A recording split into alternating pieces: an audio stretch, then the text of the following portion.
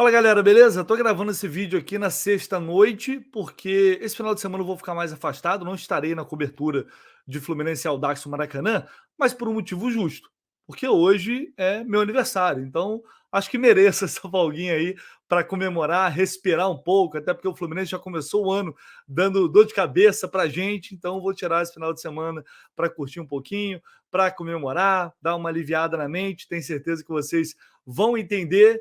E, enfim, mais um ano de vida sendo completado neste sábado, dia 4 de fevereiro, e agradecer muito as mensagens de vocês, o apoio que vocês me dão aqui, fundamental, diariamente, né, curtindo, apoiando meu trabalho, compartilhando os vídeos, enfim, engajando aqui. Sem vocês, é o que eu digo sempre, sem vocês não tem canal do Lessa, sem vocês esse canal simplesmente não existe. Então, meu muito obrigado, a compreensão de vocês aí para ficar esse final de semana aí um pouco mais afastado. Óbvio que, né, quando surge alguma coisa muito importante, jornalista e ainda mais setorista de clube não tem dia, não tem hora para trabalhar, qualquer hora é hora. Então, a gente está sempre ligado, mas vou tentar realmente aproveitar um pouquinho esse final de semana para curtir o aniversário.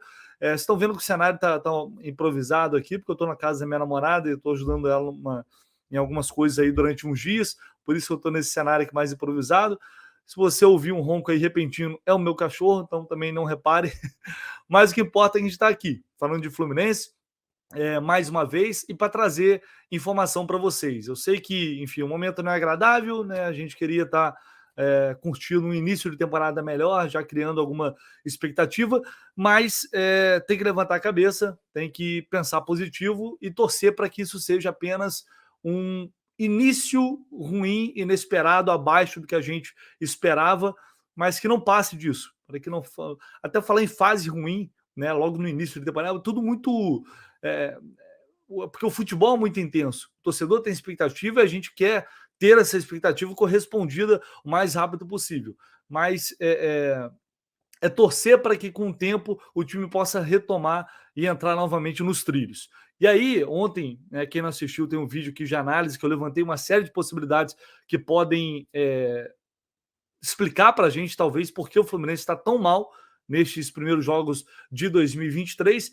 E nesse vídeo aqui eu vou falar mais especificamente sobre essa questão do período de férias do Fluminense, né, que foi extremamente longo, cerca de 50 dias, e eu acho que é uma coisa que vale sim a gente falar e vale comparar com outros clubes, para ver se realmente o Fluminense foi o time que ficou mais tempo de férias e por que isso aconteceu e o quanto isso pode estar afetando o rendimento da equipe neste princípio de temporada. Também vou trazer informações exclusivas sobre o empréstimo do lateral Johnny para o Bragantino, incluindo aqui valores envolvidos nessa negociação, e também sobre o Cristiano. Pois é, o Cristiano tá lá ainda, tá lá no CT Carlos Castilho. Deixe seu like aqui neste vídeo, por favor, não se esqueça. Like de aniversário, hein? Por favor. Agora, marque merecido esse like. Deixa o like de aniversário e seu comentário também de aniversário, sua inscrição no canal de aniversário. Sejam todos muito bem-vindos aqui no canal do Lessa, como sempre. Conto muito com o apoio de vocês. Vamos que vamos, seu comentário, seu like, sua inscrição. Desse jeito que vocês, sem gastar nada, de graça, me ajudam demais aqui diariamente. Beleza? Então vamos de notícia? Vamos lá, vou começar sobre essa questão das férias do Fluminense. Porque a gente não pode ser leviano, né? Pelo menos eu, tenho que sempre ter uma responsabilidade muito grande aqui com o que eu falo. E agora, muita gente vai falar: engenheiro de obra pronta, depois começou mal. E refletindo, eu pensei, pô, é uma crítica que ela já poderia ter vindo antes. Poderia. Porque para um atleta de alto nível, ficar tanto tempo assim afastado, é óbvio que isso tem consequências. Não é igual a gente. Fiquei sem trabalhar, por mais que você exerça alguma atividade que você dependa da sua condição física, a gente não é atleta de alto nível. Atleta de alto nível é outra parada. E também porque o Fluminense não ficou totalmente, os jogadores não ficaram totalmente parados durante esse período, porque receberam uma espécie de cartilha, né? Receberam orientações dos preparadores físicos, com exercícios, enfim, com tudo que eles tinham que fazer durante esse período de férias. Só que, como eu falei ontem, é a mesma coisa do que está no CT, que está ali sendo cobrado diariamente? É claro que não é a mesma coisa, na minha opinião, pelo menos. É diferente. Você está em casa, até porque cada jogador faz de uma forma, uns se dedicam mais, outros menos. É natural do ser humano. Isso. Não é nem uma crítica, é natural do ser humano. Então, será que realmente isso foi benéfico para o time? Se foi, por que a gente está vendo o Fluminense correr tão menos do que ano passado? Né? É muito claro que os jogadores não conseguem pressionar a marcação, não conseguem recompor na mesma intensidade que o ano passado. É claro que no meio de temporada, mais por fim, você está num nível físico mais alto, mas ainda assim é muito pouco, comparando inclusive com outras equipes. E aí, essa comparação que eu faço. Eu fiz um levantamento aqui que mostra que o Fluminense foi de fato o time que mais tempo ficou de férias. Em segundo, vem aí, tem o Palmeiras, que também ficou esse período todo. O Palmeiras só voltou dia 2, muito parecido com o Fluminense. Saiu dia 14 de novembro. Só que voltou no mês de dezembro com treinos remotos. Um esquema bem similar com o do Fluminense. Só que tem uma questão. O Palmeiras correu absurdamente na final da Supercopa e engoliu o Flamengo fisicamente. Mas engoliu. Assim, correu uma barbaridade. Então, o que explica isso? Os jogadores do Palmeiras se dedicaram mais? O elenco do Palmeiras foi mais dedicado nesse período? Estou falando aqui porque eu não acompanhei os jogadores do Palmeiras e nem de perto os jogadores do Fluminense. Mas o que explica esse abismo físico entre as duas equipes? É só quem viu o final da Supercopa viu a barbaridade que o Palmeiras correu. Eu fiquei surpreso. Eu achei que o Palmeiras tivesse voltado antes. Eu realmente fiquei surpreso. Então, assim, é possível ficar esse tempo todo de férias e voltar em alto nível? O Palmeiras mostrou que é possível. Agora, a questão é como os jogadores do Palmeiras trabalharam e como os jogadores do Fluminense trabalharam, né? Depois de Fluminense e Palmeiras, Flamengo, 43 dias. Foi um time que também tirou muito tempo de férias e foi engolido pelo Palmeiras. E tá mal, e também não tá bem fisicamente, tá muito claro que não tá no seu melhor. Ainda assim, 7 dias a menos do que o Fluminense. Pelo menos, mais ou menos ali, né? Os demais, Santos, 30 dias, São Paulo, 30 dias, Corinthians, 30 dias, Vasco, Botafogo, Grêmio, Internacional, todos esses clubes tiraram um mês de férias e voltaram em dezembro normalmente, pré-temporada, treino até janeiro. Pararam normalmente ali no Réveillon, enfim, um dia ou outro, que é natural, mas voltaram desde ali o mês de dezembro. Então, assim, será que realmente foi a melhor estratégia? Será que realmente o Fluminense trabalhou tão bem fisicamente quanto o próprio técnico Fernando Diniz afirmou em entrevista coletiva que foi a melhor decisão que o clube tomou?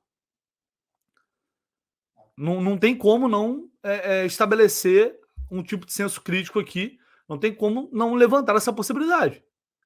É uma comparação clara com os demais. Não vou dizer que é só isso, porque não é só isso. Para mim vai muito além. Como eu falei ontem, questão de postura também. Os jogadores do Fluminense estão cabisbaixos, estão tristes, né? Parecem abatidos, parecem desanimados, um negócio estranho. Esse jogo, então, contra o Volta Redonda foi muito estranho.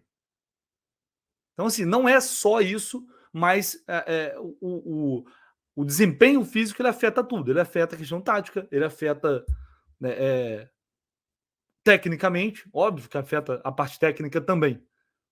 Então, é uma coisa que precisa ser também, de fato, debatida, na minha opinião. Então, estou trazendo aqui isso para vocês, e foram os dados que eu consegui levantar aqui, e aí a gente tem que refletir, e alguém tem que explicar o quanto isso pode ter interferido ou não nesse desempenho inicial de temporada do Fluminense. E agora com notícia, como vocês sabem, o Johnny, lateral direito, que chegou a ter destaque na Copinha deste ano, foi emprestado para o Bragantino, para o time B do Bragantino, inicialmente.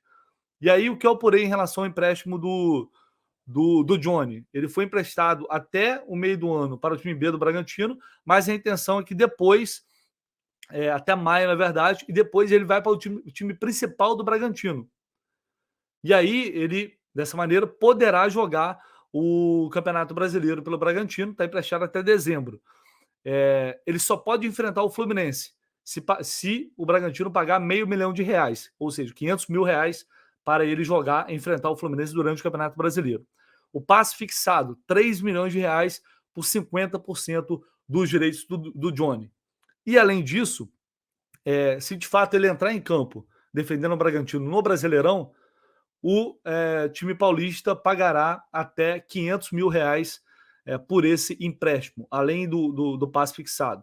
Cada jogo que ele entrar, o clube recebe R$ 100.000, né? Só que aí eu só não consegui confirmar se é até 300 mil ou até R$ 500.000. Então, por isso eu estou falando, esse valor aí vai de 300 a 500 mil, tendo esse limite, né? Se ele atuar 10 jogos, o Fluminense vai receber esse valor, entre 300 e R$ 500.000. Então, repetindo, o empréstimo com opção de compra fixada de R$ 3 milhões por 50% dos direitos desse jogador. Muita gente acha pouco, de fato, acho pouco, porque o Johnny mostrou uma certa qualidade, só que internamente no clube, no CT, assim, não há uma confiança muito grande nele. Então, por isso, ele sai com um valor baixo, vai com um valor baixo de empréstimo, e também o Cipriano, foi emprestado para o Bragantino, também para o time B do Bragantino, o Cipriano, que é um jogador que está que subiu em 2019, ele está em Xerém desde 2019, na verdade. Fez parte do grupo que conquistou o Carioca Sub-17 em 2019 e o Carioca Sub-20 em 2021. Ano passado disputou 3 jogos pelo Sub-20, mais 9 partidas pelo Sub-23. É um jogador também que também não teria espaço com o Fernando Diniz nesta temporada. Tá? Então são esses valores envolvendo o Johnny, esse empréstimo do Johnny para o Bragantino. E o Cristiano, para fechar, o Cristiano, capitão Moldávia, segue no CT Aquelas Castilho, está treinando no CT Aquelas Castilho. Marcelo Neves, lá do Globo, trouxe essa informação há um tempo. Ele segue treinando. Havia uma negociação bem encaminhada com o mundo árabe. Essa negociação não foi para frente, não aconteceu. Várias janelas do exterior estão fechando e até agora nada do Fluminense conseguir dar um destino para o Cristiano. Ele continua não fazendo parte dos planos do clube, mas segue treinando no CT à espera de alguma negociação que ainda não aconteceu. Enfim, e a gente está vendo a lateral esquerda até agora, né, como diria Vilela, numa situação devastada. Né? Lateral esquerdo do Fluminense, com o Jorge completamente fora de forma, fora de ritmo. Calegari, que teve toda essa situação recentemente, e essa vaga vai acabar caindo de novo, se bobear, no colo do Alexander. É um negócio realmente impressionante. Impressionante essa lateral esquerda do Fluminense. É inacreditável. Mas, enfim, o Cristiano, por enquanto, segue não fazendo parte da equipe. E, curiosamente, muita gente defende até que se o Cristiano estivesse lá, estaria jogando mais do que os que estão lá hoje. Vamos com calma, mas isso gera debate. Eu já vi gerar debate, não sei o que vocês acham. Mas, enfim, o capitão Moldávia segue lá esperando alguém. Que o que pode acontecer é para algum clube aí da Série B do Brasileiro, talvez, sugerir um empréstimo com o Fluminense pagando metade do salário, pelo menos. Eu acho que é isso que vai acabar acontecendo. Mas, por enquanto, a gente não tem nenhuma informação nenhuma informação concreta, perdão.